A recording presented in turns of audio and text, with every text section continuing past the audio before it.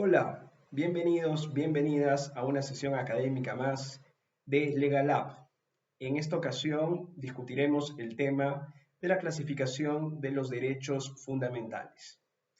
Bien, si nosotros revisamos a nivel doctrinario y jurisprudencial, se han esgrimido diversas clasificaciones de los derechos fundamentales, pero la más importante o la que aparece con mayor consistencia a nivel doctrinario y jurisprudencial es la referida al tiempo de reconocimiento de los derechos fundamentales, es decir, aquella clasificación que hace referencia a los derechos de primera generación, segunda y tercera generación. Ahora, no es que exista una diferencia jerárquica entre los derechos de primera, segunda y tercera generación. ¿Y ello por qué lo digo? Porque todos los derechos fundamentales tienen una relación de interdependencia.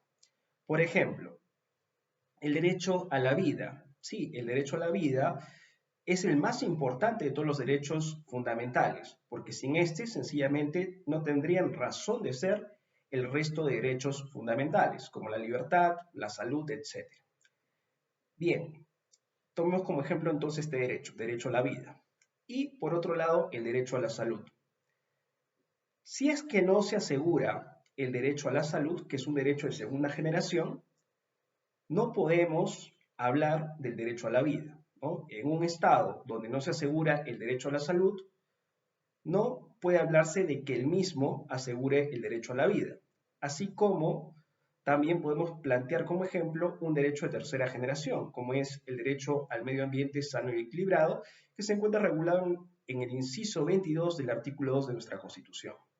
Bien, es un derecho de tercera generación, pero si el Estado no asegura que vivamos en un ambiente sano y equilibrado, no vamos a poder tener una vida digna, ¿no? Y en todo caso, la vida puede llegar a ser inviable si es que no se asegura este derecho de tercera generación. Entonces, no es que exista una relación jerárquica, simplemente se hace referencia en este tipo de clasificación al momento del reconocimiento. Es decir, los derechos de primera generación son aquellos que han sido reconocidos en un primer momento a través de la legislación, a través de la normativa. Posteriormente los de segunda generación y así sucesivamente hasta los de tercera generación. Vamos a revisar un poco el contenido de cada uno de estos derechos. Derechos de primera generación, ¿cuáles son? Los derechos civiles y políticos. Estos derechos se enfocan en resguardar la autodeterminación de la persona, así como su libertad, ¿no? Dentro de los derechos civiles se enfoca este concepto. Y dentro de los mismos podemos encontrar al derecho de la propiedad, el derecho a las seguridades personales, el derecho a la libertad en sí.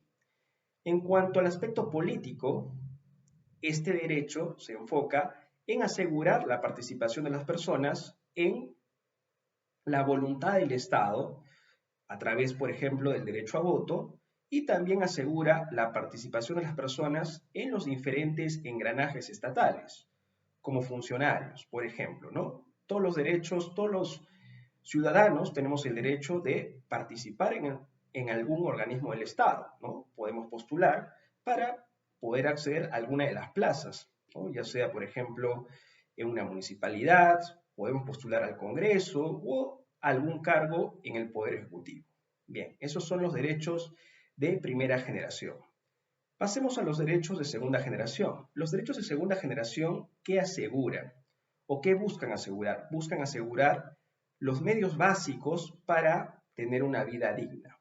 Entonces, dentro de los derechos de segunda generación, también denominados derechos económicos, sociales y culturales, encontramos, por ejemplo, el derecho a la salud, el derecho a la educación, el derecho al trabajo, porque son indispensables para que la persona tenga los recursos mínimos para poder desarrollarse y tener una vida digna. Posterior a estos derechos de segunda generación se reconocieron los de tercera generación. Ahora, la concepción de los derechos de tercera generación parte de una premisa, y la premisa es que no nos desenvolvemos solo en nuestra nación, sino que estamos en una comunidad global, ¿no?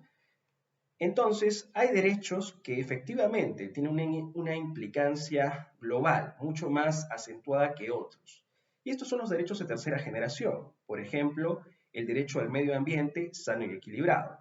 El derecho al medio ambiente sano y equilibrado es un claro ejemplo, porque, por ejemplo, si es que en nuestro país el ambiente, el medio ambiente no se respeta y este deviene en contaminante, va a tener un efecto en cadena en los demás ecosistemas, ¿no?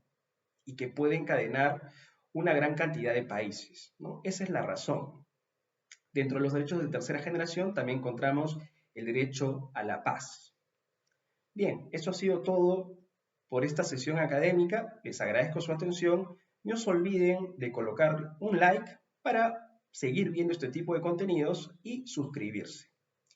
Gracias.